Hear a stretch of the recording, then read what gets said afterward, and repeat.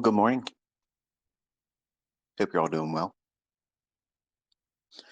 So we're back at it again with another ICT Twitter space, Shotgun Saturday. And I want to talk a little bit about what we generally focus on here all the time is the psychology, or many times the mental barriers or obstacles that you may encounter or may have encountered but don't really understand how to overcome them. Today's topic is laying up treasures and keeping the wolves away. When you got introduced to this entire scheme, making money, clicking candlestick charts and indicators flashing on the screen, no matter who it was that got you interested, that moment where you fell in love with the idea or the opportunity of potentially making money, but not going to work for it, seemed very enticing, didn't it? Seemed very, very enticing. And you may have rushed in your pursuit in doing so. And you may have suffered from enticement from influencers, maybe even me. Now, I've done a great deal to try to keep you focused on the things that matter most, but you don't have to have all the materialistic things that come with. You hear that? That's my wife running. She was promising me an uninterrupted hour, and she just ran back into the house, forgot her keys. These are one of those moments where I really, really, really wish it was a recorded thing, because it irks me that it's in there, and that little click, click, click is Bailey running around to try to see where she's at. But when we get involved with this industry, I want to say it like this: when I got into it, I looked at it as a way of retiring early, not getting rich. I didn't have that aspiration. I just wanted to have a better life, and I was willing to defer it to a later time in my life. I know that flies in the face of what's banded about today, where it's like, hey, look, overnight success is how it's supposed to be. And I'm just very gingerly going to remind you that that's really not practical. Can it happen for some? Absolutely. But for the majority, it's not going to be true for most of us. So I believe I came into this with the right perspective starting out.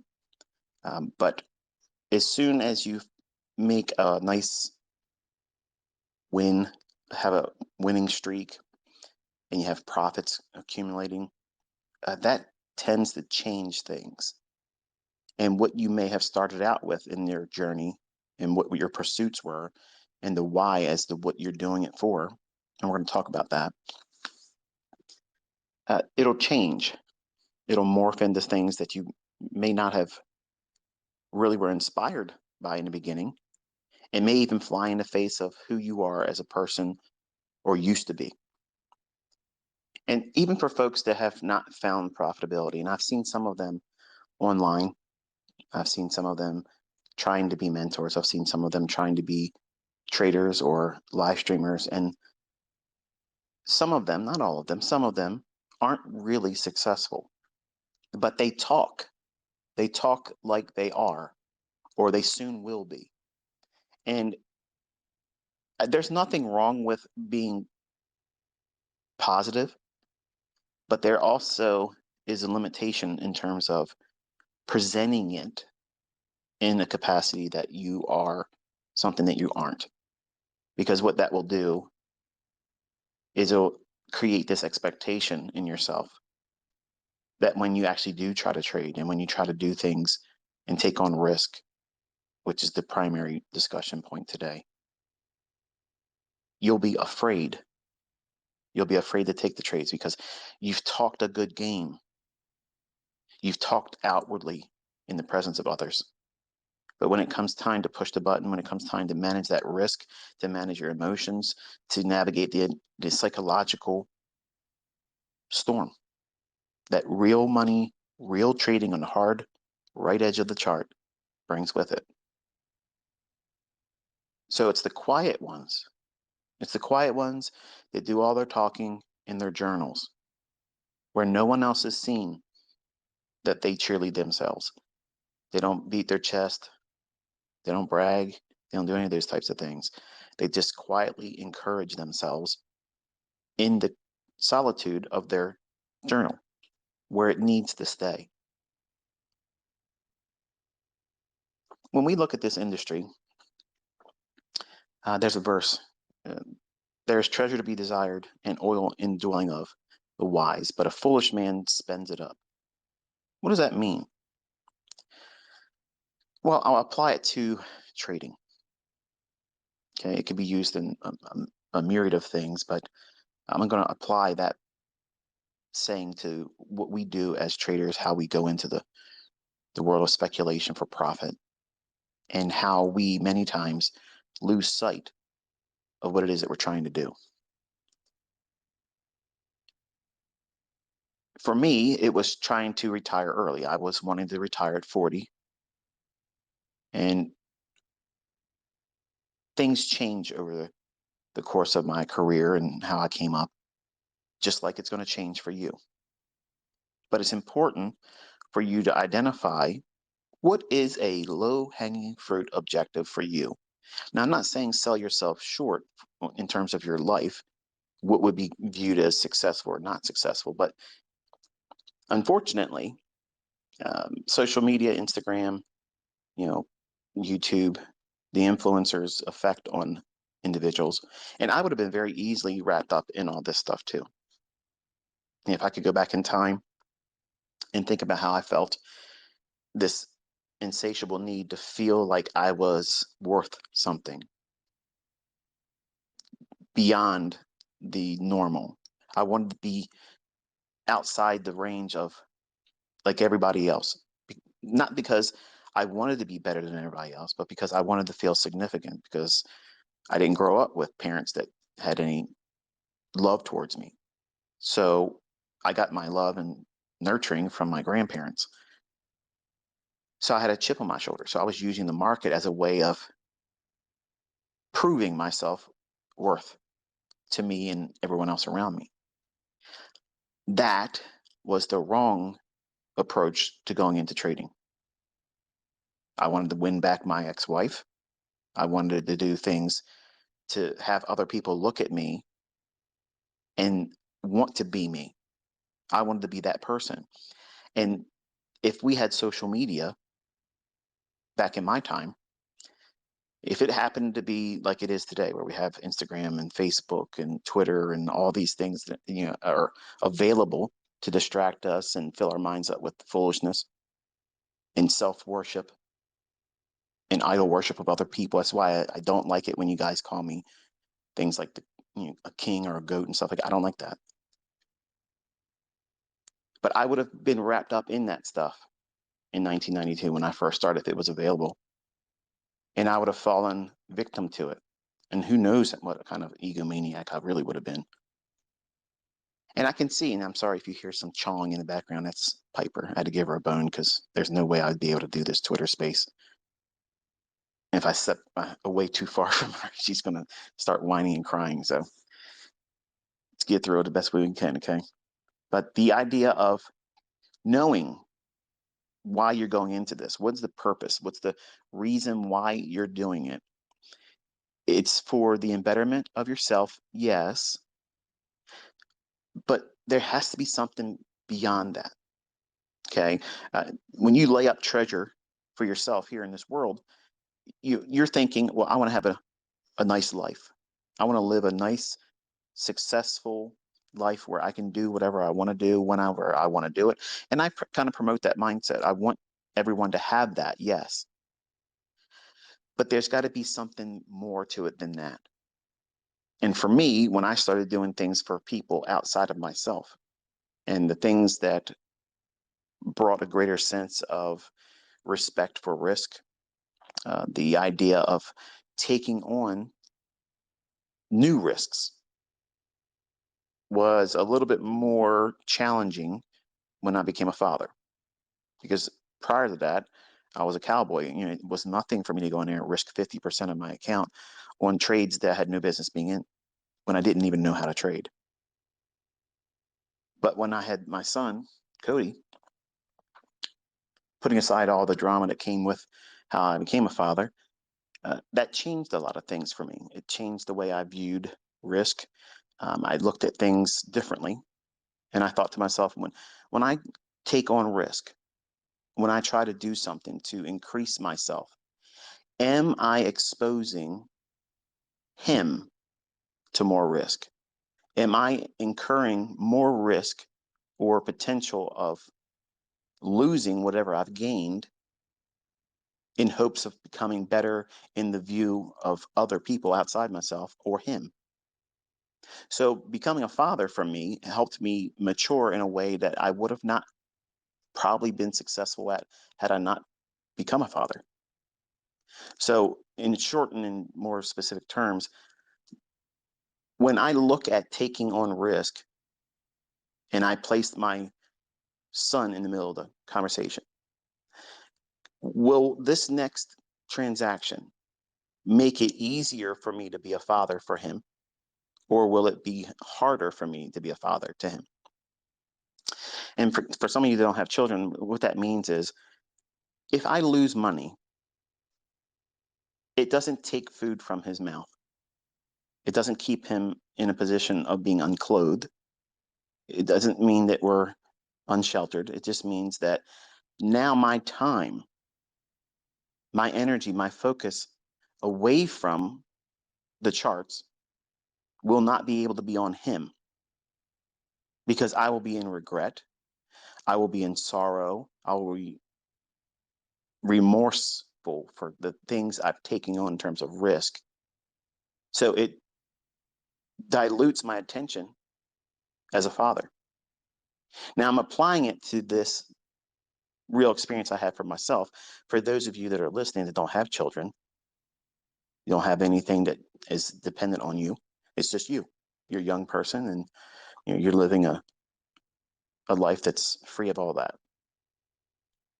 In many ways, I envy that, because there's a lot of emotional turmoil that come with managing children, even adult children that don't want to listen.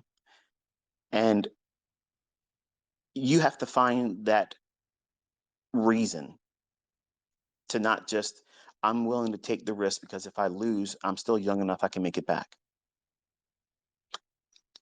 That's how everybody starts in this industry. You can come in with all the greatest intentions of following, risk no more than this much and don't overtrade. That's all fine and great until you start pressing the real button. Not a demo, not a funded account challenge, where the money can actually come out of your own hands.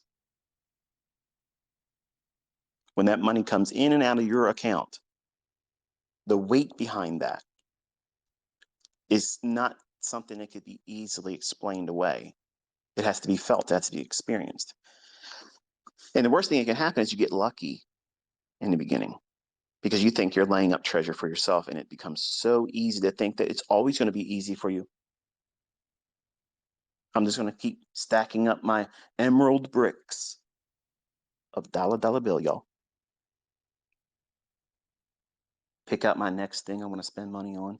Pick out my next destination I want to go travel to and experience and put on my Instagram. Laying up treasures for yourself, after a while, and it's very, very short-lived, nobody cares. At some point, no matter how profitable you are, at some point you're going to reach that level where, yeah, I make money. Yeah, I'm doing well, but how many cars can I buy?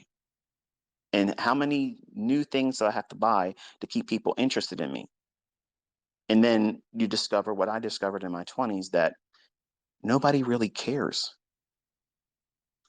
They don't really care about you when you do that. They're living vicariously through your decisions and what you show. And they think to themselves, because they're spending time chasing and pursuing you because you're doing that, they're Their concern is not about you. The concern that they had about me on America Online was not generally about me, but I wanted to believe it was. And the people that do this, they want to be looked up to. They want to be worshiped. They want to be idolized. Those things carry you only so far. And at some point, no matter how good you are, it stops satisfying. And when it stops satisfying you and you no longer get that, well, return on your investment, and you start seeing the diminishing returns. No matter what you do, and no matter what you try to do over the top, spending money, showing this and showing that, it won't bring you any satisfaction. It won't really entice any of your followers or people that look up to you, and you'll become bored in their eyes, or boring rather, and you will become bored by what it is that you're doing. And the long and short of it is that's all the wrong things. You're laying up treasures for yourself here. That's Piper. Hold on one second. I'm sorry. It's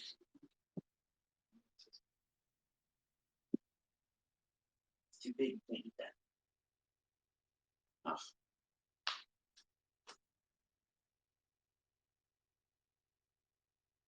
See that? AI doesn't have a puppy to take care of. A lot of people still think I was an AI. I'm a real guy. Real distractions, real family, real stuff. But when you have this pursuit of laying up treasures for yourself, that is such a short-lived journey of success. Because at some point, there's just simply nothing else to do. And that's an unfortunate state of mind to be in, because I found myself that way in my 20s. And while it's easy for me to go out there and show that I have lots of money and I can earn lots of money and I can create new business ventures and partnerships and do all kinds of things, open up new mentorships, and I'm not doing it. I told you I wasn't. My pursuits, my why I'm doing anything going forward is for the treasures I'm laying up for my family. I want to create memories for them. I want to create memories for myself. And I've robbed myself of that. And it's easy to get caught up in the success. I have lots of students that are making lots of money now, and they're finding success in what they're doing, and they feel good about themselves. And I'm so thankful that they've had that experience.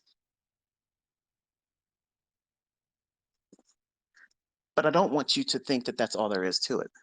Because at some point, if you don't have a child now, you might become a parent later on. And then all of a sudden, you're going to have a greater sense of respect for risk. Because if you found yourself in a position of prominence or affluence, and then you have a child, now all of a sudden, because you are equipping them with a lifestyle that would be above the average lifestyle, you don't want to risk losing it. You want to make sure that they are able to be kept well, provided for. And I found that was the case for me. I didn't want to do anything to upset the apple cart.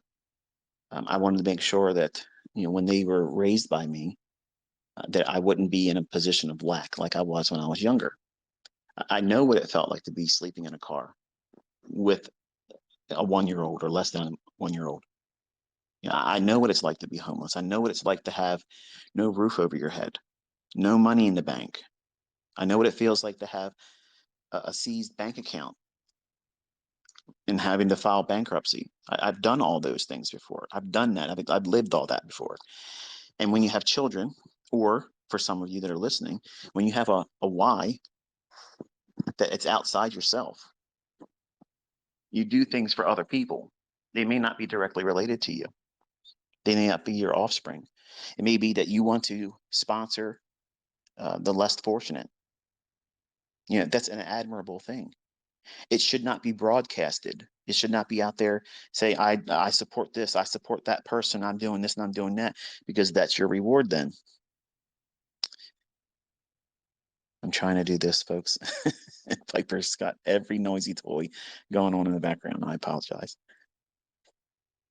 But you have to have some kind of sense of reason, some purpose beyond and outside yourself to do this. Because if you don't, you will take blind risk. You'll do things when you're bored. And if you've listened to the student that I just retweeted the interview of, one of my students that was a mentorship student, Alex, he actually mentioned something that was kind of like the inspiration for this Twitter space today. If you listen to him, before I get into it, I want to correct him real quick.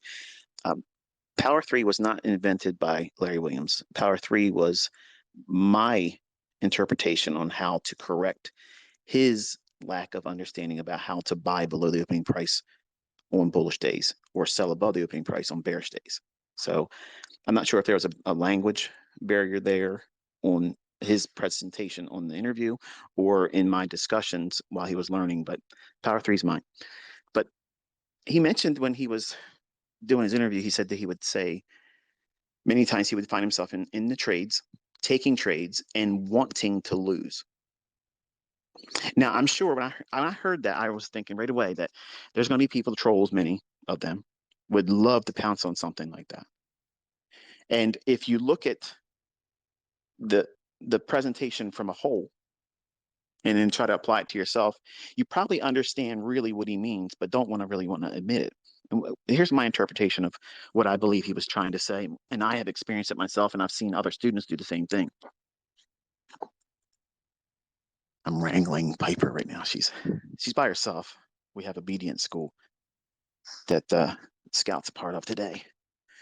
And Piper had hers the other day, so we have to separate them. Puppies from the same litter, they have to be managed differently because they'll build a bond between them and they'll isolate Bailey. And then becomes problematic. But back to Alex and the mindset issue that he mentioned. If you look at the point in the conversation that he had with the funded company, he says that he would be in trades and he wanted to lose because he wanted to be spending time with his girlfriend. What that actually is, it's a form of punishment. And it's the very thing I'm talking about today. When you're trading and you're trying to build wealth, you have so many other things that you have to balance in your life. You have to balance your personal life, if you have children, if you have relationships. And if you find yourself in a position where you're trying to take trades and your mind is elsewhere, your mind is on someone else, your mind is on your child, boyfriend, girlfriend, significant other, spouse, your job, maybe your pursuit is trying to get out of having to go to work. That's admirable. But what if you are in a position right now that doesn't promote the clarity for you to be trading because you have to maintain your employment until you find a better job? Or if you're on the rocks with your employer and you might be losing your job soon because of performance issues, or maybe you didn't do something right. Bear with me 1 second.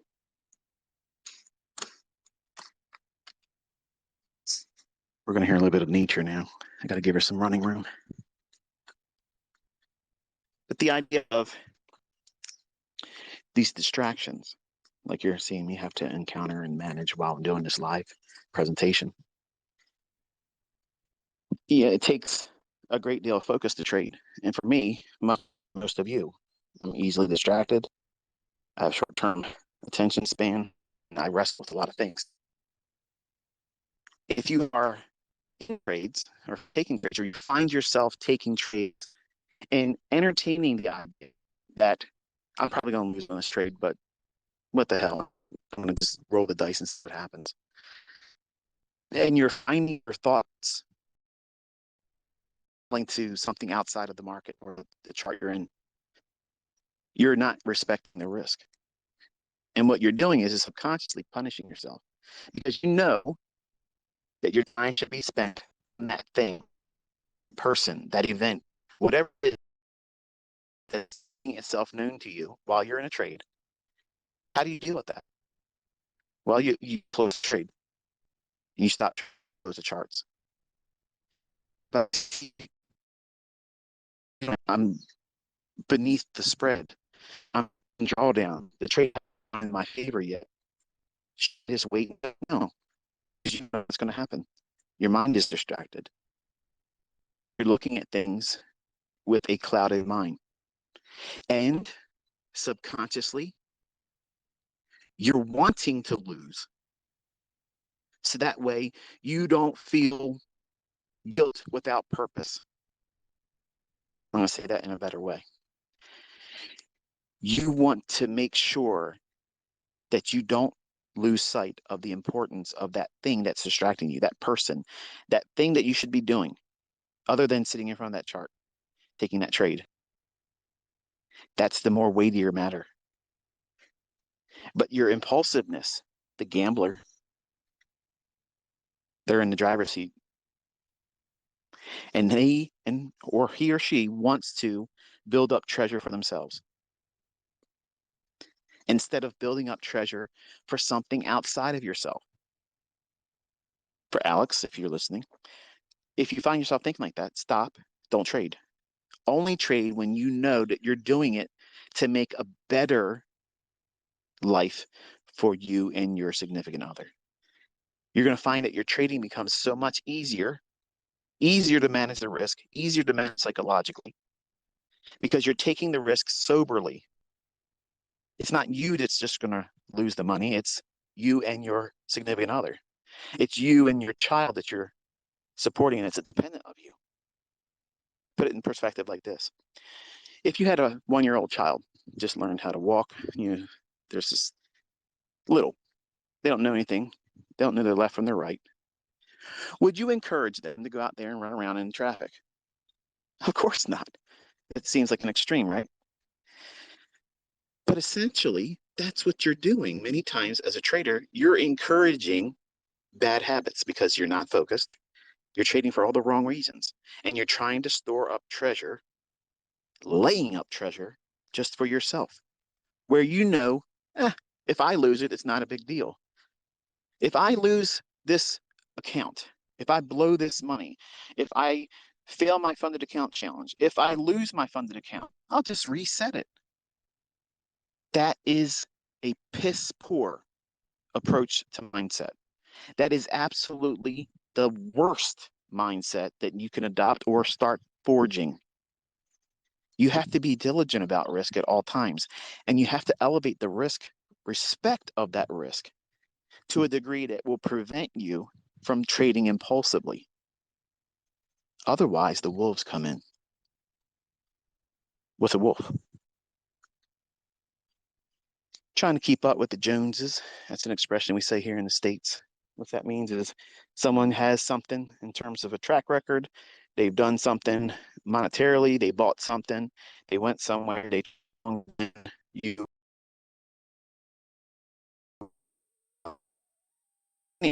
clap issue is wolf. And what does a wolf want to do? Come in and devour, steal, like a fox in the hen house. They want to take something from. You never see a wolf come in and say, hey, you know what? you look like you need something extra. Let me drop you off something here at your door. Don't work like that. Cats seem to do that, though. I was watching a video the other day. Saw this cat kept bringing its master whatever it found, either dead or caught. I've never seen that with any dogs. Maybe they do it too, but I digress. But a wolf, you got to keep them at bay. They come in to steal, kill, and destroy. They steal your purpose for what you're doing it for. Because it's great having a desire to become better. There's nothing wrong with that. It's nothing egotistical about it. It's not greed that you want to be better than you are right now. It's not greed that you want to have more than you have right now. That is not greed. Greed is having more than enough and not appreciating it. That's greed. A wolf is fearful. That's a fearful thing. If you were in a woods and you saw a large wolf in front of you, I don't care who you are, whether you had a firearm on your side or not, that scared the shit out of you. If it's gnarling its teeth at you and it's ready to jump on you, okay, you're going to respect that risk. And that's what happens when you start doing things outside yourself.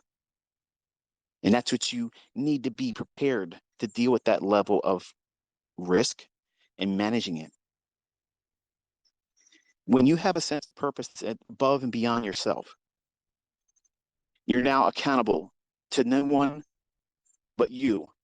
It's easy to manage the risk, but when you're accountable for yourself and something or someone else, there has to be a greater appreciation for risk. If you don't manage that risk appropriately and you do all the wrong things, try to get a trade to feel better, you aren't spending the time you're supposed to be spending with your family, but your impulsiveness, the gambler's in the driver's seat, and you're in front of those charts. I've been there.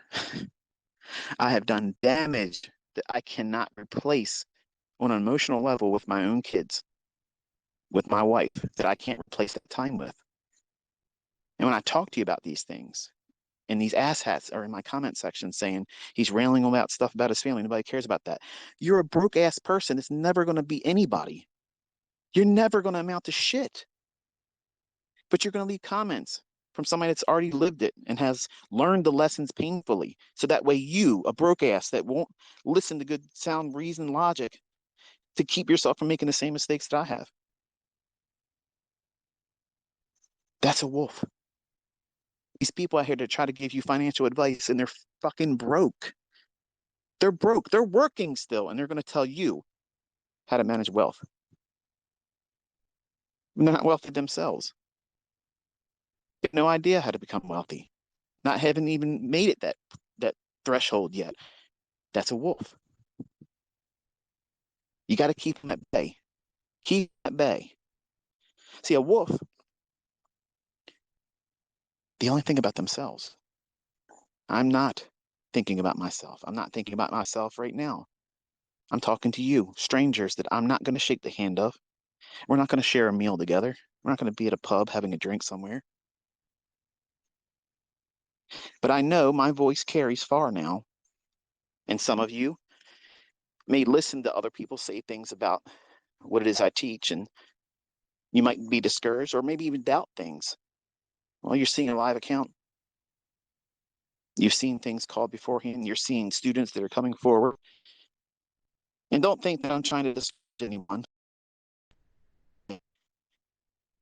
I have to make more see. Saying that because it's more impressive for me as the mentor to see those individuals that could very, very easily humble everybody else out there right now. We're talking tenfold more than what you've seen. And these folks are living their life quiet, appreciative, and not trying to stir up anything. Because that's not why they got into it. They didn't get into this to feel significant. They had a greater purpose of what it is that they were trying to do.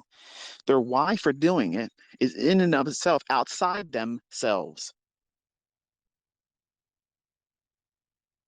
What's a better parent? Someone that's willing to take risks, fly by the seat of their pants, maybe even do things at their job that might get them fired while they have a family to take care of. Or someone that shows up, does what they're supposed to do, and takes no additional risks and does everything with the purpose in mind to provide and maintain the livelihood of their self and their family. Clearly, it's the second. But the second is not attractive right now. That's not logical to anybody right now. That's boring. That's not exceptional. When in fact, it is exceptional. Because most of the things you see online is fake. It's an illusion. You're only seeing that fleeting moment where they did something right. And the lack of consistency, longevity, there's no evidence of that. But you'll buy into the image of it all. If I was a wolf, really a wolf, I could fleece all of you and you'd pay me whatever I want. And I would feed you just enough to keep you going. And I can get way more richer than I already am. It's not my purpose. I'm spending my Saturday pacing around my pool in my pajamas still, walking around in slips and a wife beater, hair uncombed. I ain't brushed my teeth yet, just had breakfast. And I'm spending my time demonetized with you, coaching you, counseling you, encouraging you not to lay up treasure just for yourself. You have to have something outside yourself for the reasons why you're doing it. And if you do that, it becomes a lot easier. You would think, oh no, it's harder to be a parent. I loved it when I was a single parent. I loved it because you know what it did? It forced me to be responsible when I wasn't really responsible.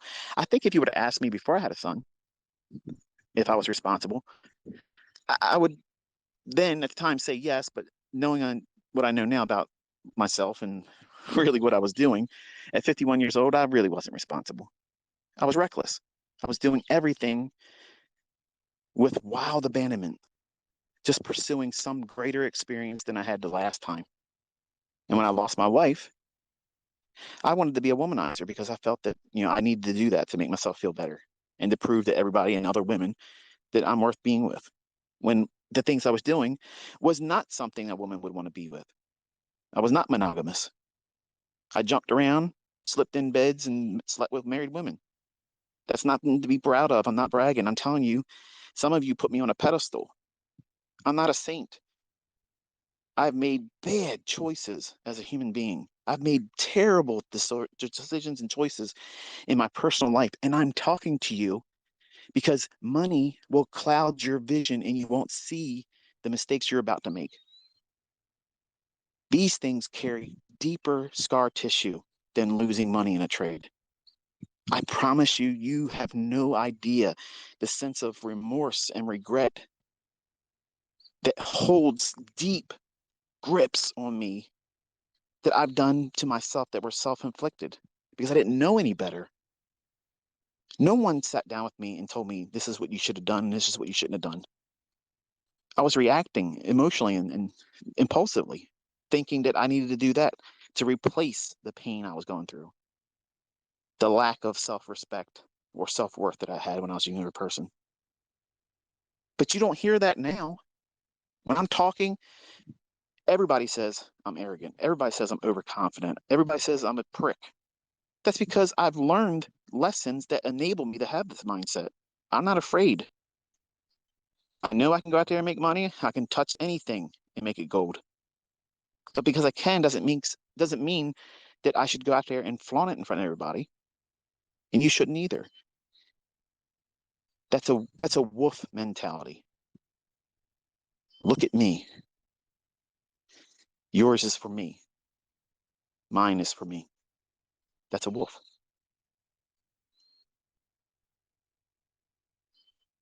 When you look at a lion, when a pride goes out and hunts, they don't go out and kill in the lion that has the death grip on the throat of the gazelle or whatever it may be. It basically did the kill.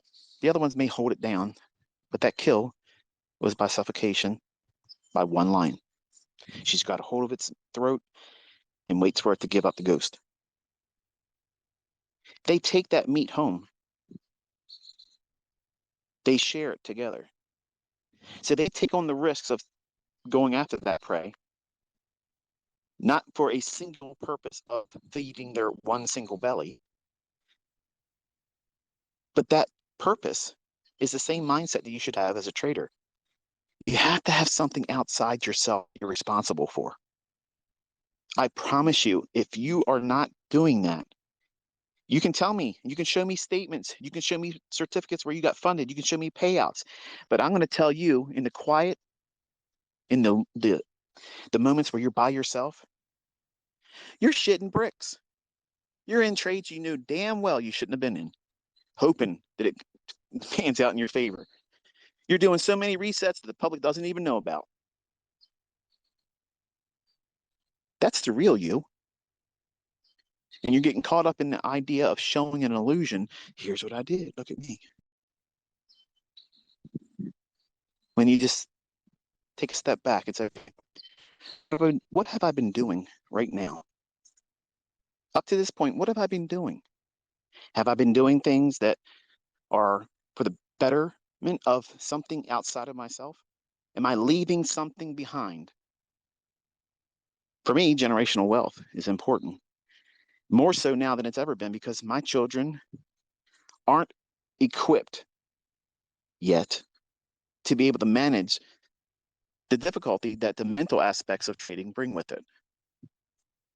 They have amazing weapons at their disposal, but they have also young minds that are very, very impulsive, just like yours, just like mine was. Think about it.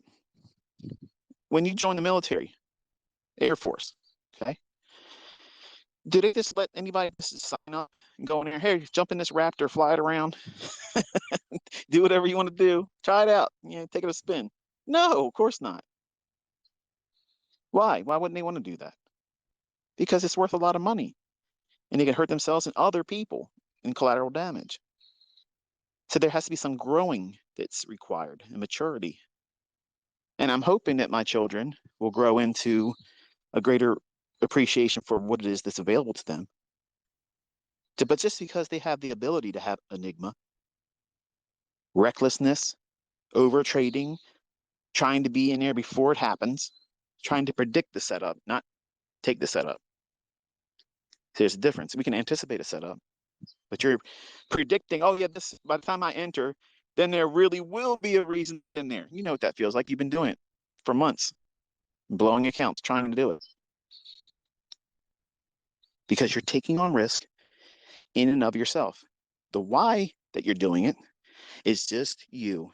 And while you lie to yourself and say, I'm comfortable. If I lose the account, it's no big deal.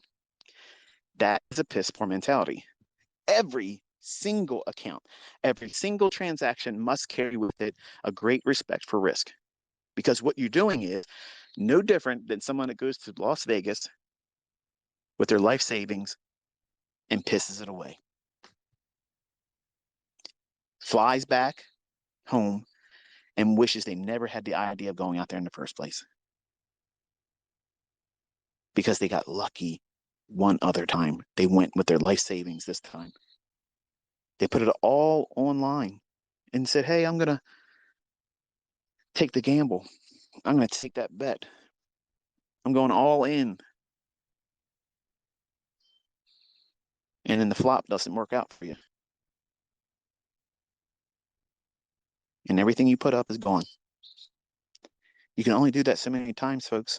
With the skill set that's not quite there yet, it's easy to quit. It's easy to quit when it's like that.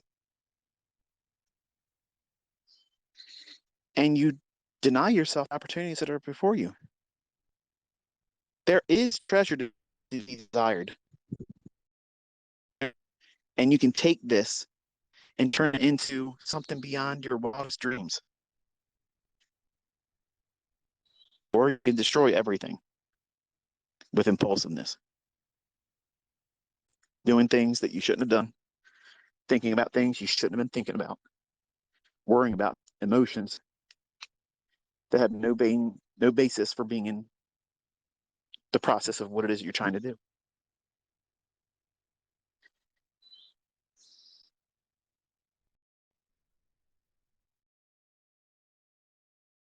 Empty Scout. I have an iron fence around our swimming pool, and she's still small enough to go through the rails of my fence. So they've never gone through it before, but she just discovered that she can do it. And the look on her face when she came back in, she's like, "Oh, I can get out of here." And then she saw me. She's like, "Oh, crap. Dad caught me." Yep, Dad saw it. So I want you to think about how this is applicable to you. Because if you are a rebel If you are a cowboy gunslinger out there that, hey, I'm going to gunsling with the best of them, and I'm the best right now until the best shows up in front of you. And if it comes on your back, oh, whatever. It was fun. I'm living my life, pedal to the metal, full bore, never slowing down.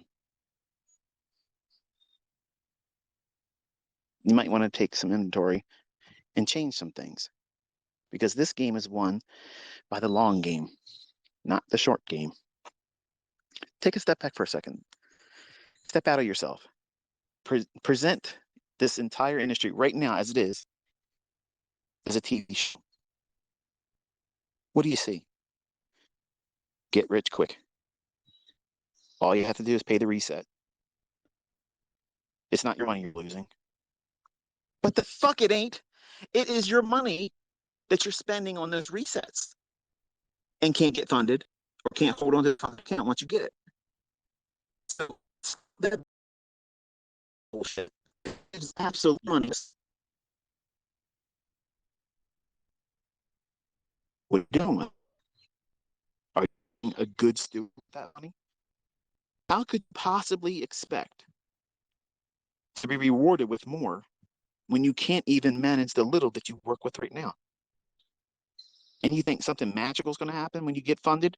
Something magical is going to happen if someone laid down a large sum of money and said, hey, we don't know that much about you, but here, manage this for us. That's pipe dreams. I don't sell that here. I talk to you in a manner where I want you to take stock in it. Think about what it means to you. What does it mean for you to have a greater sense of risk when you have the perspective outside yourself, not just, oh, if I lose money, it's no big deal. But if you lose money and you have someone that you're depending or that is dependent on you, that is entirely something altogether different. See, trading after you read a book, watch some ICT videos, and go to this person's workshop or whatnot, you have the inspiration, but you don't have the mindset. Mindset has to be forged. You know how here's how you get the mindset. Through losing your ass. That has to happen. That has to happen. Every success story, every single one of them has had a ass that has been chapped. They've learned something. They looked at it from a different perspective after losing. And some of you think that you're going to just walk through here, waltzing through, like everybody's going to part ways, let the man go through, and adversity isn't going to lay a hand on you. Drawdown ain't going to visit your house. Losing trades, that's a foreign language. We don't speak that around here. Until it does happen.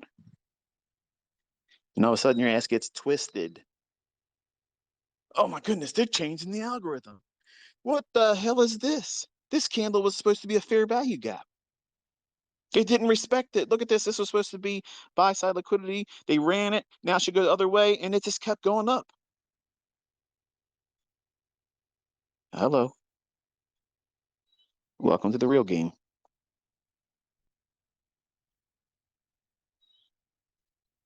Mindset. Psychology. That's what these Twitter spaces are all about. It's not me bloviating nonsense to the broke asses that want to comment. These are people that want to tell you, don't waste your time. But they're going to work on Monday, making less money than you probably do at your job because they're miserable. Or they're selling something that can't get sales with, and they're miserable. I wish, and this is not me giving myself self-love here. I'm not bragging when I say this. I wish that I had the resource that I'm making available to you when I started. I swear to God Almighty, I wish I had it. Because I did not have any navigation laid before me where this is what I shouldn't do, this is what I shouldn't do. I had to learn through pain. And by God's grace, he then stepped in. He joined the chat. And I try to talk to you in a manner where maybe it is uncomfortable. And you should be thankful that it is. Because the greatest life lessons come through pain. It doesn't come through the feel-good moments. Think about it. When you have a feel-good moment, when you have a good winning trade, pay attention, folks. This is the part that really matters. Just won something. Got a nice trade. Got funded. Got a payout. Woo! Feels good, don't it? Yes, it does. Yes, it does. Little pig, let me in. The wolf shows up. You forget about how good it felt to do that and what you did to earn it. And you got to run. You got to run. You get to that next opportunity.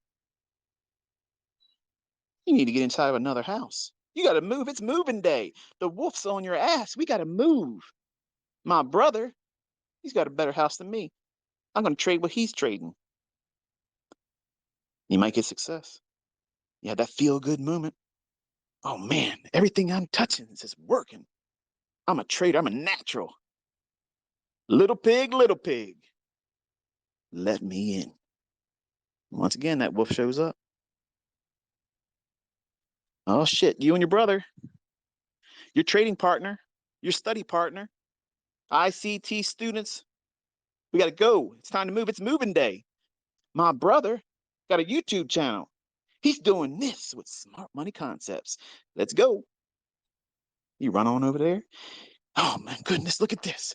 Win, win, win. Little pig, let me in. Something different about that third one. See, he had foresight. He didn't make a house out of straw where the wolf can come in and blow it down. And the second brother didn't make his house out of straw. He made it out of wood and sticks. A little bit more sturdy, a little bit more rhyme and reason in his trading plan. One more PD array. But still not quite enough. They had to run the big brother's house. Good old ICT. His house is made out of brick. And the wolf can't come and blow that bitch down. Keep on knocking, motherfucker, because you ain't getting in. In my house, we all eat, and we're not eating. What's different? Experience, foresight, preparation. Majority of you want to get out there and you want to build a house of straw. That means I want to get funded and get a payout because that's the visibility that you have. That's all you have right now. Give me shelter from the storm. Might get wet still, but it's better than being outdoors. Outdoors is working for a living. The 9-to-5 rat race. Everybody wants to get out of that. I don't give a shit how much money you make. Some of you have a little bit broader perspective, but not quite as far as it should be. It should be with a great deal of preparation for adversities. So you might say, okay, you might be that second little pig where you see other people out there rushing to get paid out. You heard some Twitter spaces like this in the past by me, and well, it's going to be something different about the way I do it. I'm going to look past that. I want to get to the point where I can buy a fancy car. Because it's not just a payout then. I have a goal. I'm going to go out and get myself a Lamborghini. Going to get myself a McLaren lease.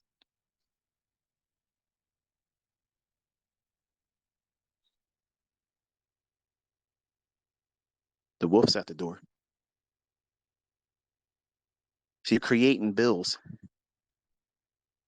without the trust in knowing that the providence and safeguarded income that is absolutely available to someone that has a well written, well-generated trading plan and money management strategy, and has already made preparations for adversities.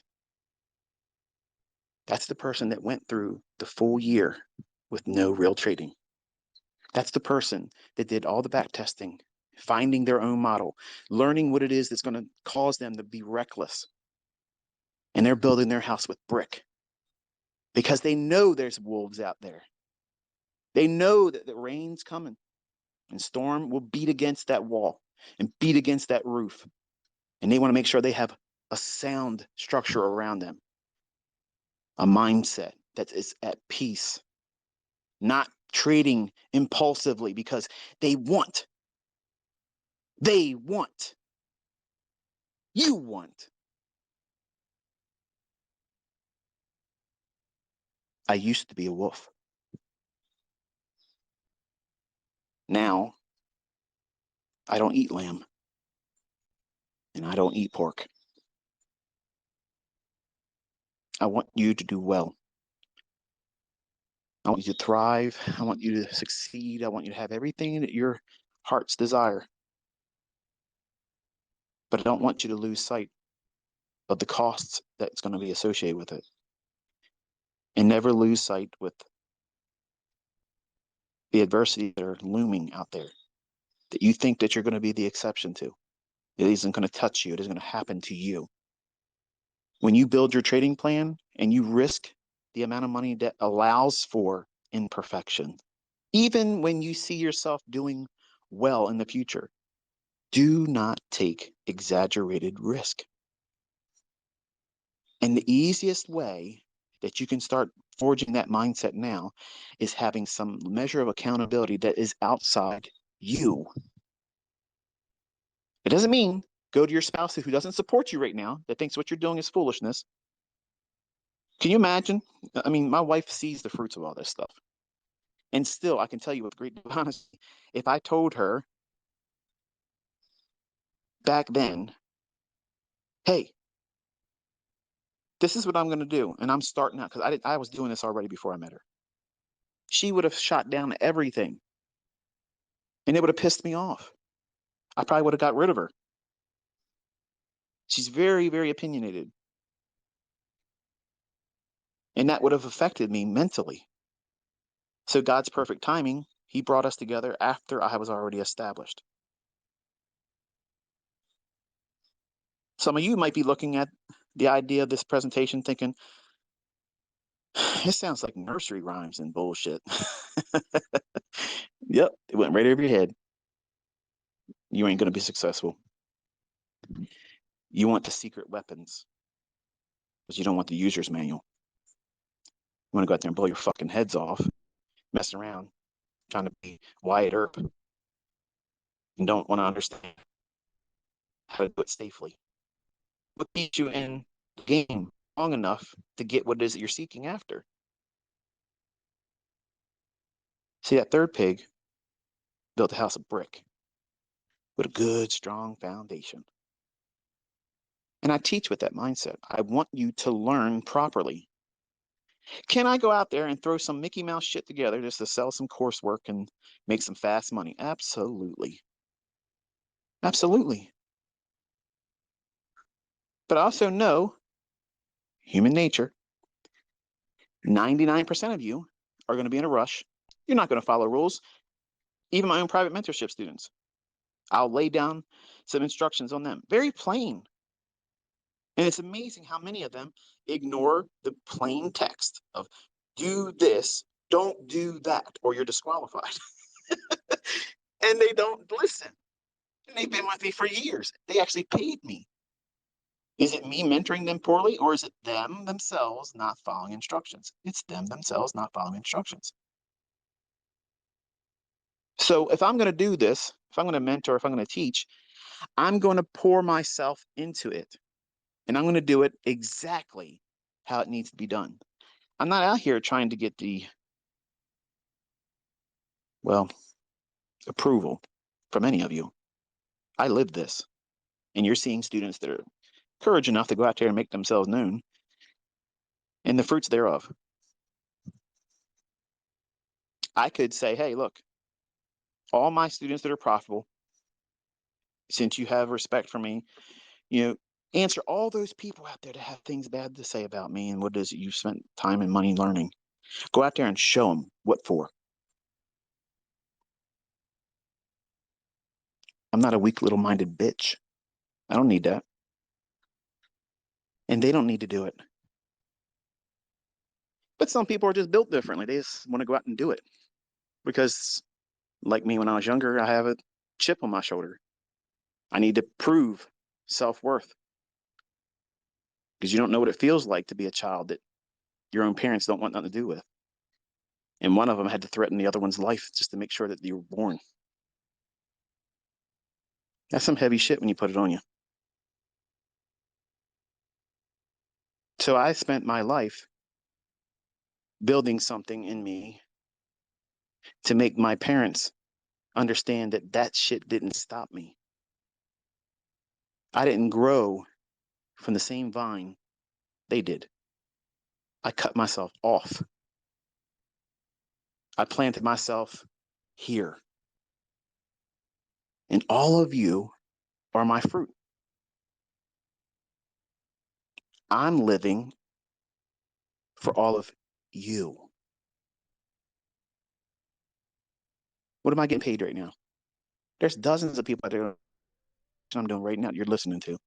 And they're going to put it on their YouTube channel and they're going to monetize it. And folks, if you're doing that, I don't care. Pay your bills. I don't care. But I'm not monetizing it.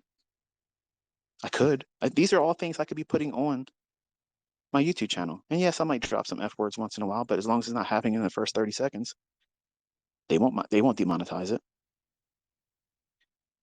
I do this for a reason. I want you to understand that I'm investing my time. I'm investing the wisdom that I gained over hardships in the hopes that you'll appreciate the fact that I could be doing something else on my fucking Saturday mornings. I could be doing something else besides this, where I'm not getting paid to do this. Not getting chump change from YouTube, $25,000, $28,000 a month. You already saw I can do that in a week. Real money.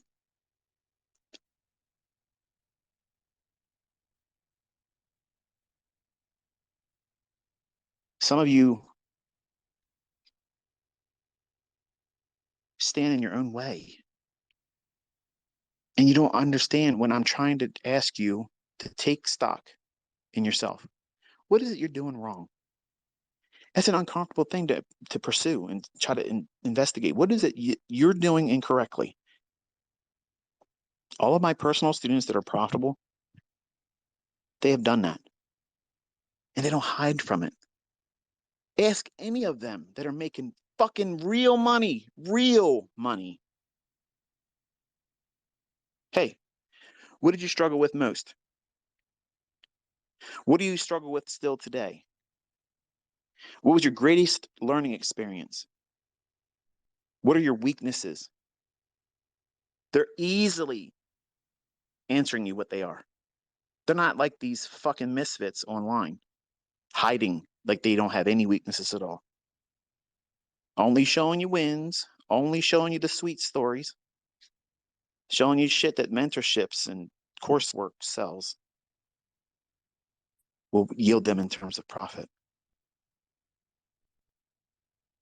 The real people, the ones that have really gone through this process correctly, they didn't lose sight of what makes them go off the rails. And sometimes they may still wrestle with it. That's the reality of trading. Think about it. If you strung all together all these Twitter spaces I've done since I started doing them, and let's just say I was writing a book, and it was everything I said in these Twitter spaces, but composed inside of a textbook. What not to do as a trader and how to think correctly. That's a brilliant title. Nobody's buying that fucking book. Nobody's buying that book. Not one person's going to buy that book.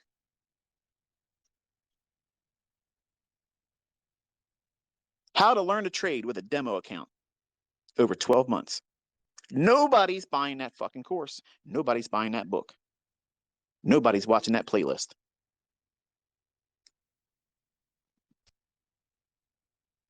But that's the real shit. Everybody that sits in and listens to these Twitter spaces, you have exactly what's required because you want to know how to think. You want to know what's going to derail you. You want to be counseled. You want to be encouraged. I'm not showing you a chart. We're not even talking about the open, high, low, and close. We're not referring to any specific setup here.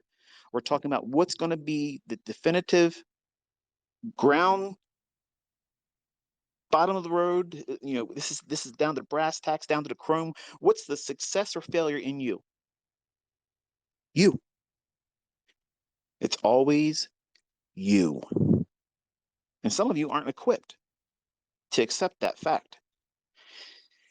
You think it's going to be convenient for me to blame ICT because he doesn't trade with live funds. Whoop, something's wrong with that fucking excuse now, isn't it? It's going to be real convenient to be able to blame this market today. Well, I told you don't trade this day. Oops. It's going to be real convenient for some of you to say, yeah, I tried to trade that ICT bullshit. I watched a couple videos. To be honest, it was probably 3 of them.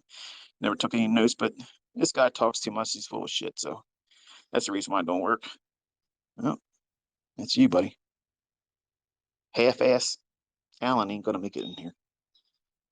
Half-ass Allen is not going to make it in this industry. You have to pour yourself into it. And you have to have a greater purpose in mind that is not limited to just you. When you're accountable to more than just you, you're going to trade differently. You're going to think about that risk differently. You're not going to say, fuck it, man. It's 15 contracts if I blow the account. It's just a reset. Shit, it's easy. They're doing discounts now. Let's just go at it. What's the worst that could happen? The worst that could happen is you're creating this mindset that, well, I don't have to be all that diligent about what it is I'm doing. I can roll the dice like I'm at the casino. And if I get lucky and have a lottery win, look how cool it's going to be if I show my payout on this big exorbitant amount of money that wasn't acquired by skill. Listen, folks, people win the lottery all the time. There was no mental acrobats they require of them to be able to do that. They foolishly spent their fucking money on this dumb shit, and the chances of that happening were so next to nothing, but yet it happened for them. And I knew a person. His name's Butch. Stop it. Piper's going after me. Get off me, girl. Go on now. Stop. It's one of these high dollar slips. I don't want them all tore up. Hear that? Materialism. Stop it, girl. This guy was a block layer, laid brick. And he probably had about 3 teeth in his whole head. Bald. Drove around with a trash bag duct taped over his passenger side window for years. Never replaced it. He had a young girl working at a laundromat in Middle River, little blonde haired girl. She was the attendant. And obviously he's too old for her, and he's probably dirty old man mentality. He would go in there and play on their little slot machines, and illegally they would pay out, if you won. That happens a lot in the bars and stuff around here still today. But they got to trust the clientele that's being paid out. And he was one that they could trust that if he did it, he'd get paid out. You're not making much. In fact, he's probably spending more money than he was actually getting out doing it. Long story short, he went up and said, I want to get a scratch off. And the girl that he had the fancy for said, no, Butch, the big gain tonight is $30 million. And took his dollar bill. Instead of buying the scratch off, this young lady processed the fucking winning ticket. And he cussed her. And the very next day, he's on the shoulders of Max Waite, which was his boss, carried around on the news. He's $30 million rich. What the fuck? Exactly. And the first thing he went out and did was bought himself a Ford Mustang, a green, ugly ass fucking convertible Mustang with a tan top. How fucking stupid. That's new money for you, though, folks. Oh, shit, I just made $30 million on a lottery win. Let me go out to the dealership, tell them, here's the proof I won, because they'll do that. And they gave him the shittiest looking fucking Mustang I've ever seen in my life, and everybody in the neighborhood laughed at him. So what'd he do? He went out and got himself a Corvette convertible, red. I was envious as shit. That was pretty. That was pretty. That red would look good, and I don't like red. Still, everybody complained and said, dude, what the fuck's wrong with you? You just made $30 million. You're buying that? Just like some of y'all. You made all this money selling mentorship, ICT, and you got these little ass Chevy Corvettes. Where's your big dollar cars? Well, if you know anything about Maryland, the roads around here, you just can't drive these really, really low profile cars without tearing them up. And Chevys, their Corvette, that's my dream car. I was wanting that all my life. And I've been a Corvette man all my life. So he trades his Corvette in and gets himself an orange burst Lamborghini. Ooh, pretty. Pretty fucking wide too, and got it stuck inside the Taco Bell drive-thru. Tore up the fucking rims, had to get pulled out by a wrecker. How about that? New money. New money. You think that's stupid? He traded in once he got his rims fixed. Got a Ferrari. And didn't get the vibe that he was hoping for it. Traded the Ferrari in for the same fucking Lamborghini that he gave up, that he replaced the rims for. Now, what is that? That's Little Pig #1. Straw house. Chasing shit that means nothing. You know what he ended up doing? Still going in that laundromat. I think he got $13.5 million because he did the cash option. I would have done the annuity. And still bet on that fucking little poker machine that wasn't going to pay him anything. What did he really want? He wanted that girl. And you know what? He got her. Took her to Atlantic City. They stayed up there a couple times. And not to be crude, but he hit it and quit it. I've seen her in recent years. She's a mess. And he's been to Atlantic City. He's been to the local casinos here. And you're probably saying, what the hell does this got to do with anything? This is what some of you are thinking like. And if you get these big payouts, you're going to act just like this guy. He spent and wasted millions of dollars in casinos trying to get more. You're not satisfied with $13.5 million? $13.5 million, friends. Listen, you're set for life. You're done. You're done. If you manage it appropriately, your family can live off of that once you're gone. I'm not aware where he's at today because we're talking about something about 10, 12 years ago. Actually, you know what? My son Caleb is. No, we're talking about something 24 years ago. Man, good grief, time really flew. I don't know where he's at today. I don't know if he has any money left or not, but he's chasing that moment, that feel-good moment. And that's what I was talking about earlier. Thought I lost track, didn't he? No. When you have a win, when you have these success stories, they're fleeting moments. They only last momentarily, and they're gone. They're gone. And you have to go out and try to get something else, something new, some new candy to share with your friends. But you got to keep the bigger piece for yourself because greed. But you want everybody in the neighborhood to say, wow, look at Tommy's bike. Shit. I wish I had a bike like that. Wow, look at him, man. He's dressed out. Look at his drip.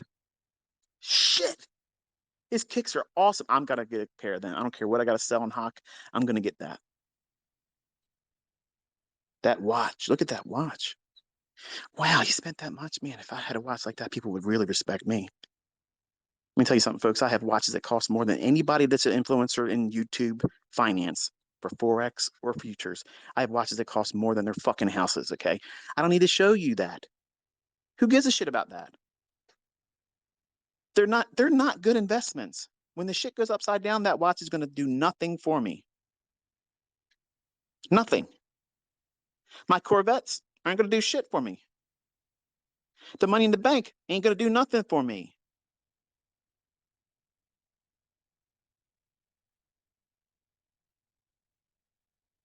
Your greatest lessons are going to be through pain. For the atheists in the crowd, if God was real, why does he allow suffering? Because we are stubborn and we don't want to listen unless it's hurting. You know you shouldn't smoke. You know you shouldn't eat fast food. You shouldn't be eating McDonald's horse shit. Ain't even food. And you know it ain't good for you. You sit down in front of a physician, they'll tell you shouldn't eat that stuff. It's bad for you. Yeah, I know, doc, but in moderation. Moderation to you is every fucking other day. Then all of a sudden, fast forward, you got bad health.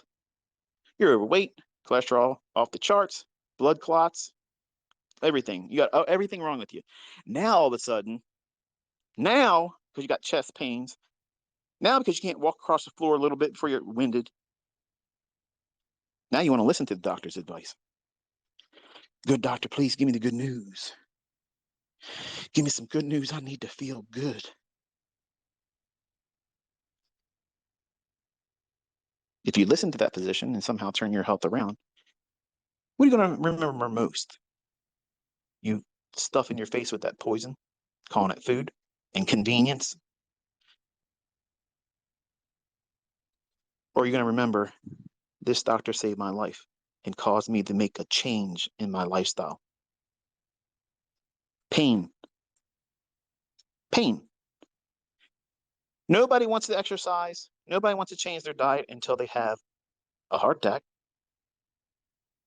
Nobody wants to do things differently. I'll stop drinking and driving if I ever get in an accident. Something bad happens.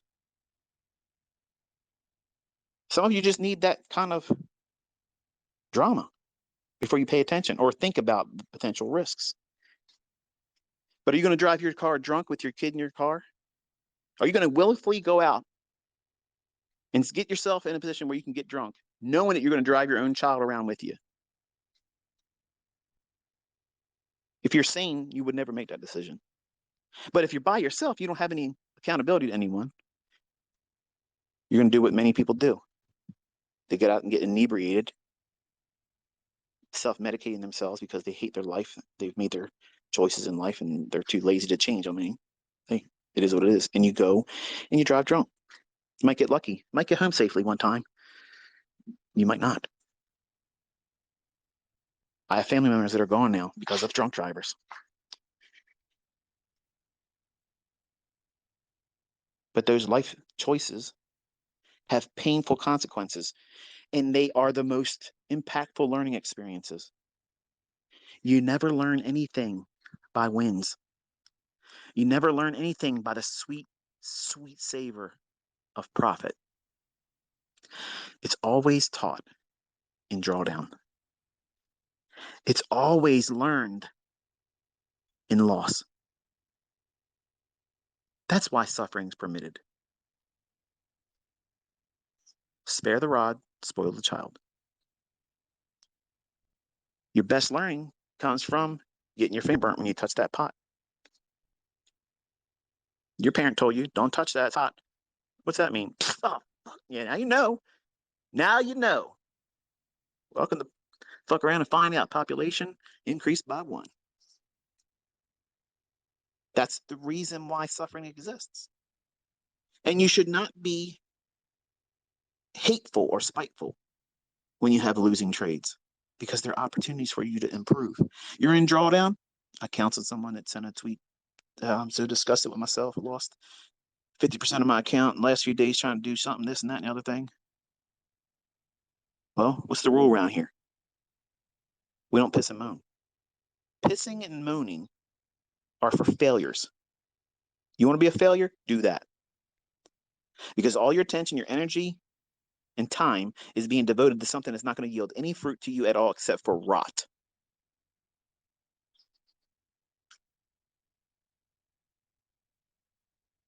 Embrace it. So you know what? I don't have it figured out yet. I'm not discouraged. I am excited. I'm excited how I'm going to take these piles of shit that I just simply wait around and let them calcify and become hard, and I'll use them like a fucking stepping stone, and I'm going up. I'm not going to struggle. I'm not going to wait around in this shit. I'm going to just sit still. And that shit will harden up. Then step on top of it. Just like cement, it'll carry you to a higher plateau. You can always buy new fucking shoes later on when you can afford it. Right now, it is what it is.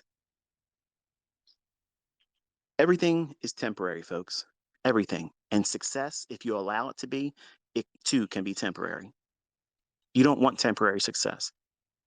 You want to have a life experience where you have so many milestones that you can look back on and say, at the time when I was walking into this and it was happening to me and I was feeling the pain and the struggle, I felt like it was the end. I had to quit. But something inside me said, you know what? This is a learning opportunity.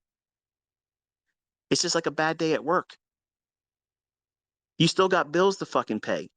Suck it up, Buttercup. You got somebody that's depending on you.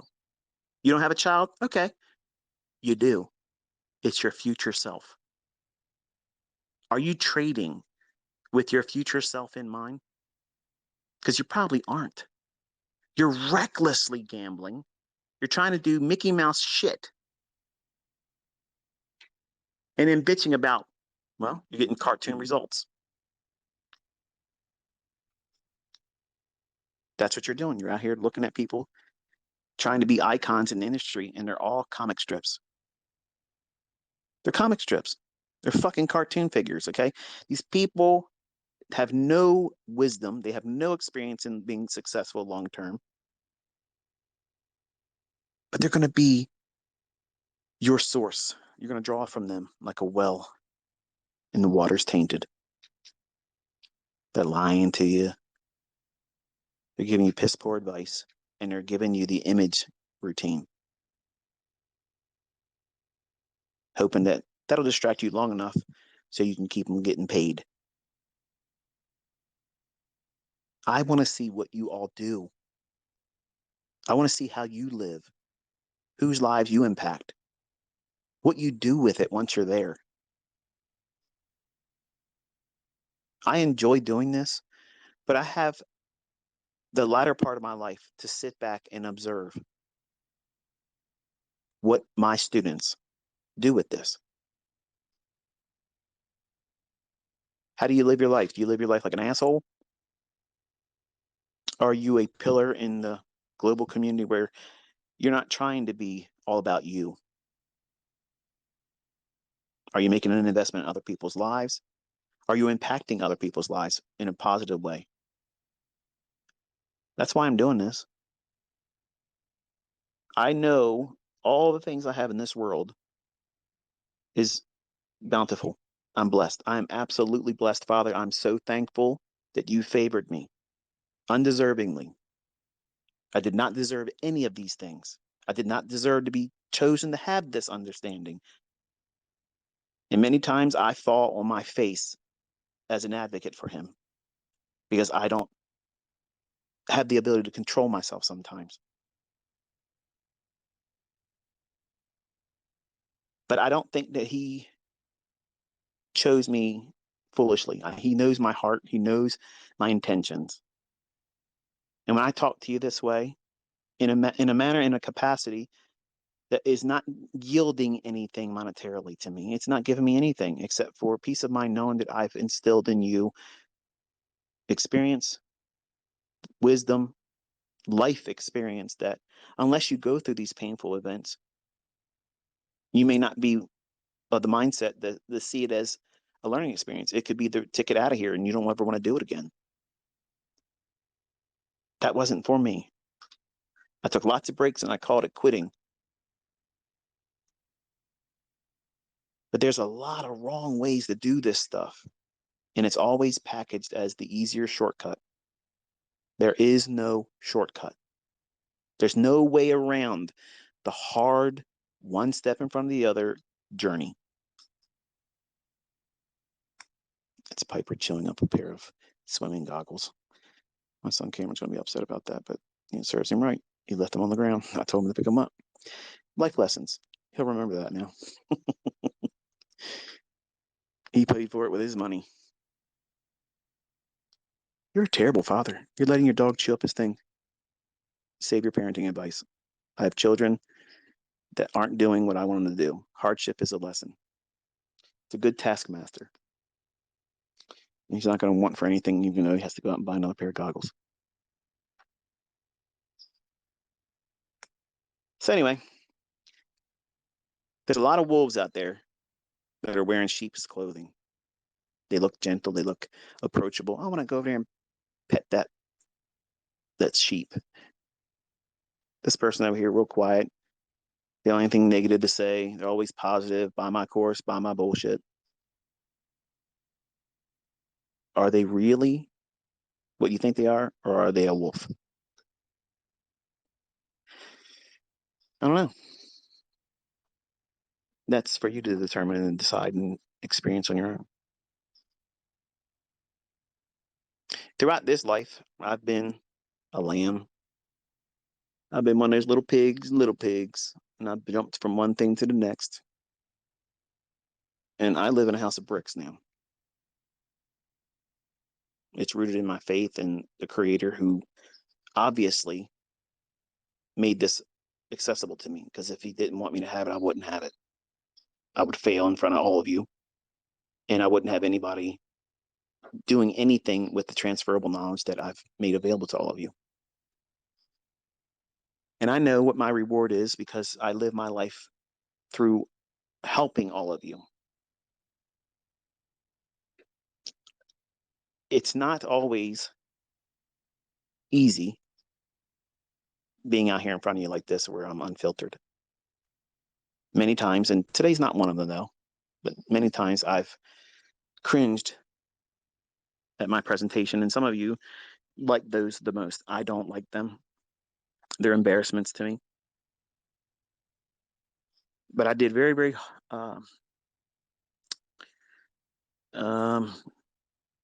my best. I did my best today to try to stay on focus and try not to go off the rails. I did a few times, but I was able to pull back in. I wanted to do a whole lot more, believe me.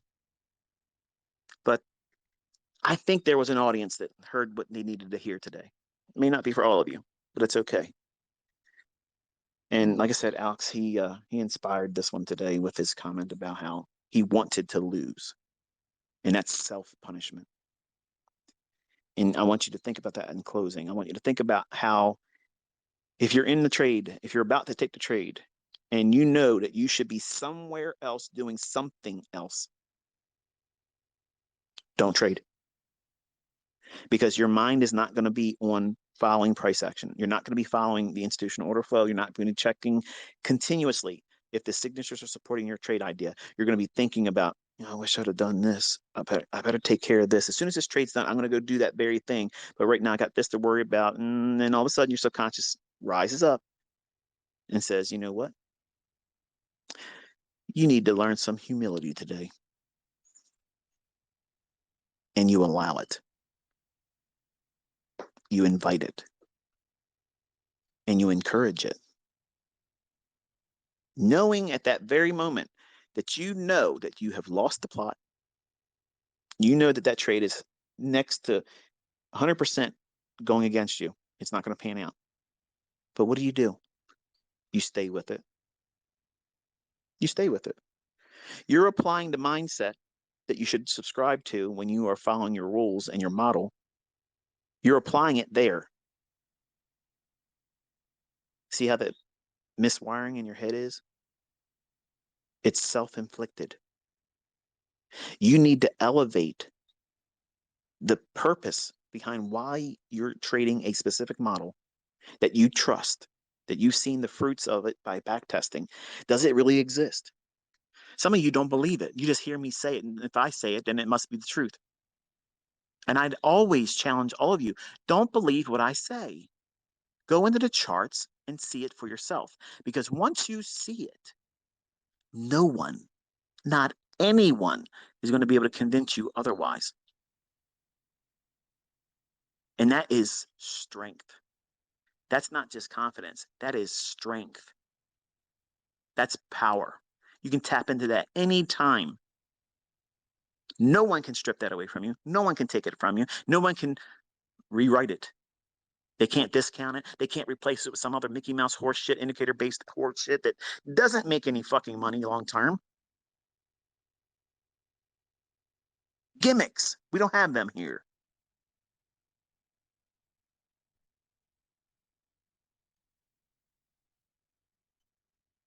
You have to find your purpose for following that model. And when you know what it is, the same way that you can hold on to a losing trade and have the conviction to hold on to it, come hell or high water, I don't give a shit what these fuckers do. Market maker this, bitch. I'm not getting out. How about that? Oh, yeah? You going for my stop? Fuck you. I'm taking it off.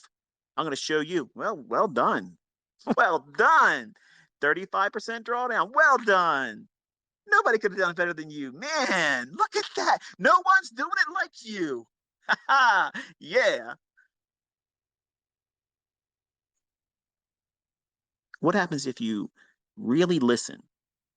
What happens if you really, really listen and you put some measure of accountability on yourself?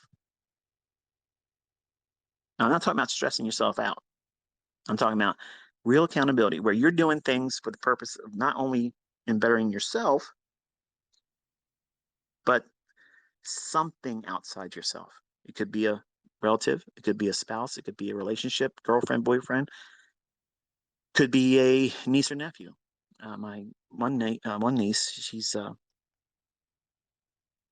a foster home, and it's my wife's sister who had way too many children for all the wrong reasons and doesn't have any of them now. She lost custody of all of them. And you probably say, that's too much personal stuff. No, it is what it is. But she has two daughters, um, two different fathers, and they grow up in a household by white folks, and they're biracial. They're beautiful girls. They're absolutely beautiful. White people want to have the color of their skin. Okay, they're absolutely lovely. They're pretty. They're well behaved, but their parent or parents had no interest in them. So we were going to take them both in, and she chose to go with one of her friends. Her friends at school's parent adopted one of them, and the younger of the two are with their grandparent. The older one, she is about to graduate high school and start college. And you know me, I've done always said college is a scam, okay, and you're not guaranteed a job outside of the college. I'm a living testimony to that advanced and extracurricular activity in terms of education, and even with the high GPA, it still didn't do well. So none of that stuff is promised, none of it. And you all think that that's a barrier for you to not to try to trade. Oh, well, nothing's guaranteed, and you might lose your money. You might, yeah, everything's a potential risk. You might die on your way to work tomorrow or Monday or whatever it is, God forbid. Nothing, no man is promised tomorrow. You aren't, I'm not. But my niece, I told her when I bought the 2019 Corvette, I told her, I said, it was in June of 2017. It was a company lease that I've since paid off, but I took her for a ride in it. I told her, I said, listen, when you get out of school, as long as you have not done anything foolish with your life, don't get into the drugs, don't get hemmed up with some boy, don't be getting pregnant, don't be doing those stupid things that most people do at your age.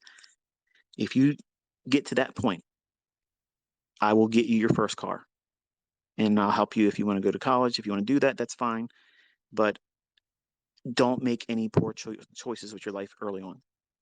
Well, she graduates next year. She got a really high GPA. She's in sports. She's a beautiful young woman.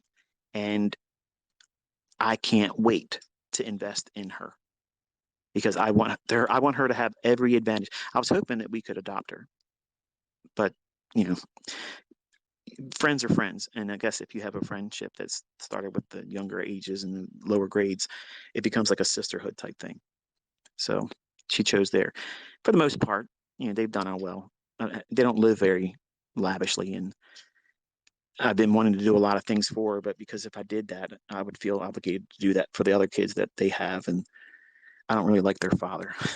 Not that he's done anything to her, but I can't wait for her to get to that point because I'm going to have her set up. She's going to be having every advantage given to her.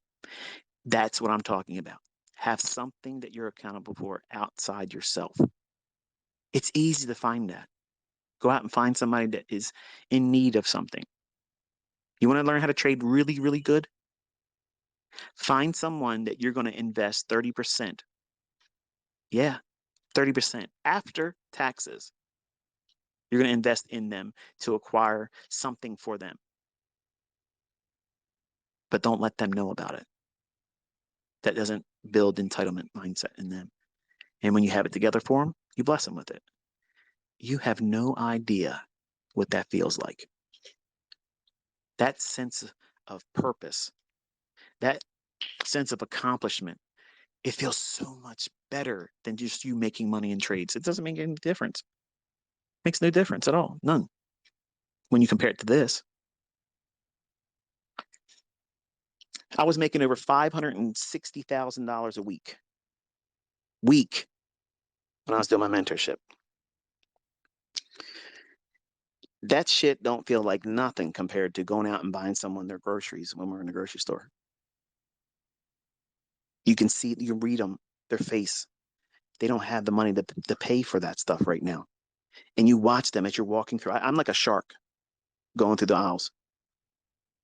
And I'm looking for that person. Every time I'm there, I'm always looking for that person. Somebody in there, I'm going to read them. And their face, you can see on there, they're talking to themselves, whispering. They see the sticker price on something. Box of baking soda. This is what most recently happened. A box of baking soda. Folks, think about that. That's nothing. That is nothing. Cigarettes cost more than that stuff. This woman picks it up, looks at the price and shakes her head and puts it back. Now, I don't know what she's wanting to buy that baking soda for. Is it something she really needs? Is she making cookies with it? Is she trying to refresh her refrigerator with it? Is she trying to clean a stovetop with lemon juice with it? I don't know. But when they are going up to the register, I'm trying to get myself in a position where I'm ready to be right behind them. That's the purpose. It's not because I'm going there to get milk and bread and all that other stuff, main staple. That's not why I'm there. I'm there to show up just the right time to be an encouragement to them. That's what I'm doing. I'm not bragging. I'm not trying to take my reward from the times I'm doing it. I'm trying to encourage you to do something like this. And tell me what it feels like afterwards. Because it feels freaking great. When you're right behind her and she's up there and she's got her card. You know what I'm talking about. And she's got her head down and she's putting her little pin in. Being looked at by everybody, judging her. Look at you, drain on society. Folks, I grew up on welfare. I grew up on it. My family, I didn't have a lot of money. I know what it's like to have that kind of stuff and need it. And then you come up behind them and you whisper to the cashier, don't let her pay for it. And they cancel the transaction. And then you place that box of baking soda, the biggest box that's on the shelf. And you say, don't worry, it's covered. And they turn around and they start crying. And they look around like it can't be happening.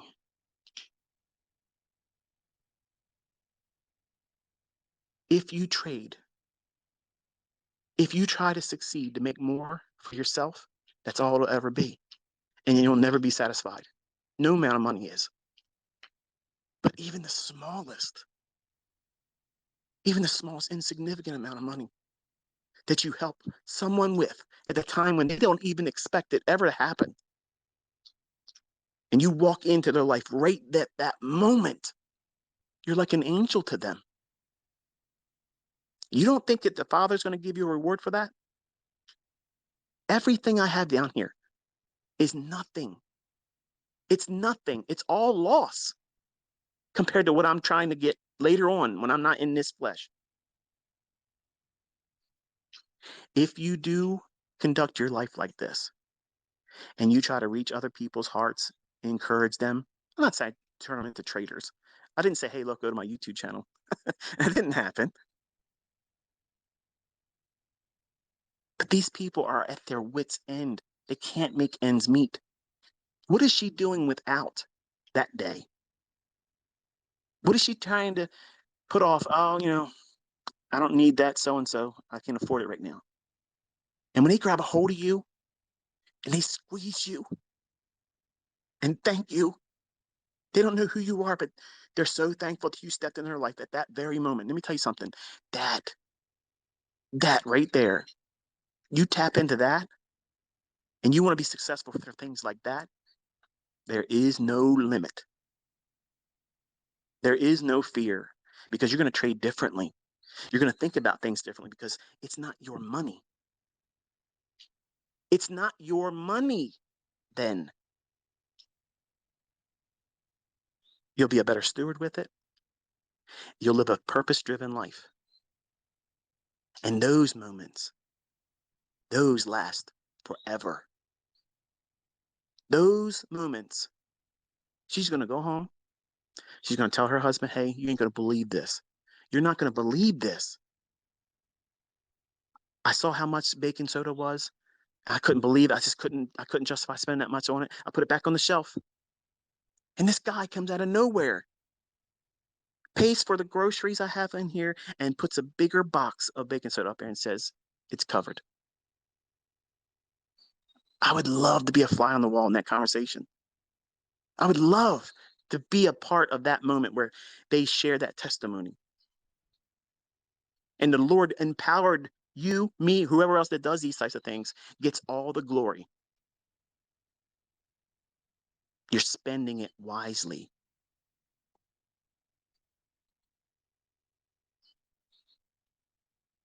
So I want you to think like that.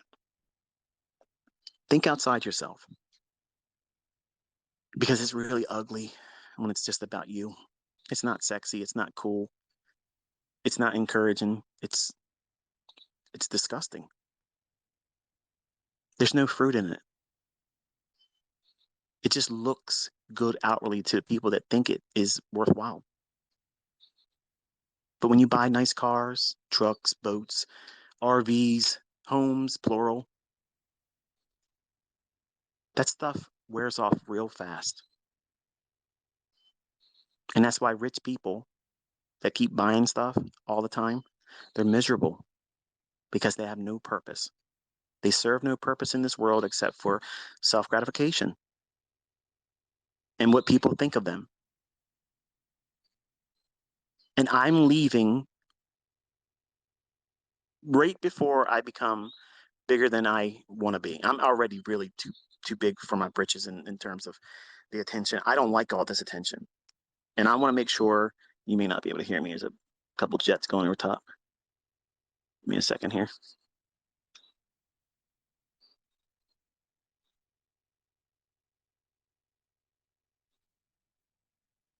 Someone's going somewhere in style. I'll be on the wings that's given to me by the Lord. I'm not going up here no more.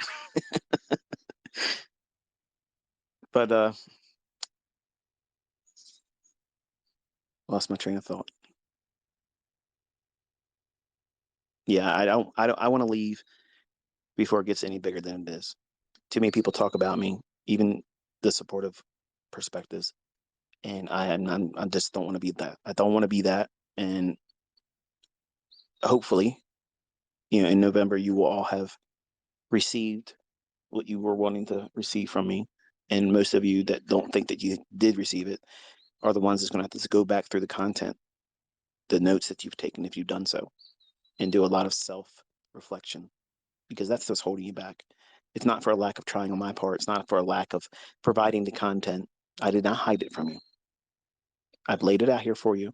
I've proven it to you. I've shown you with live account. I've shown you with executions, both demo. I've talked about it before it happened. You've seen it. You've handled it now. You don't need any further evidence to go into further investigation for yourself to be able to apply it. But you're going to have to allow yourself the time and give yourself permission to not be able to pick it up right away, because that's normal. It's going to feel complicated for the lazy folks. Oh, it's a perfect excuse for laziness. This is too complicated. It's overcomplication. It's not complicated. But if you want to know why it does what it does, I teach that. If you want to go in and start finding something that gives you setups, I've already done that too. 2022 model, silver bullet. Come on now. You have no excuses. Multiple setups. I didn't give you a one-trick pony. I mean, you can apply it to every trading session, any asset, every asset class. It's not limited to any one particular approach to trading. You can apply it to different time frames. You can apply it to whatever. I'm not going to co-sign crypto. It's the only thing I said I wasn't going to do because I don't have experience. Despite the fact that I have students that swear by it, I can't say, hey, because they said so. But in disclosure, I say that, but I have no evidence to support that personally. So therefore, I can't say anything like that. But in stocks, yes. In futures, yes. Commodities, yes. Bonds, yes. Currency futures, yes. Index futures, absolutely. So hopefully you've got something out of this today. Hopefully I've built you up and gave you some things to think about, take inventory in your personal life, and why are you trading? And what is your success for? If it's just for you, don't be surprised why it's so hard. Until next time, be safe.